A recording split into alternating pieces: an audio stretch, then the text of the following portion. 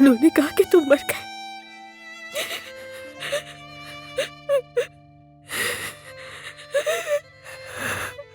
मैंने यकीन नहीं किया, तुम्हारा इंतजार करती रही।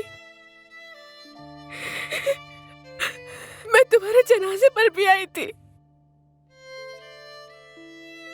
तुम्हारा शोक मनाया। जिस दिन तुम्हारे मरने की खबर आई तो उस दिन मैं भी मर गई थी। लेकिन मैं नहीं मरा ज़मरूद, मैं सिर्फ तुम्हारे लिए जिंदा रहा।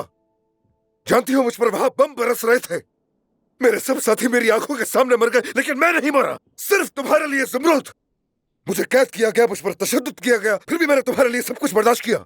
मैं वहां जिंदा रहा सिर्फ तुम्हारे लिए।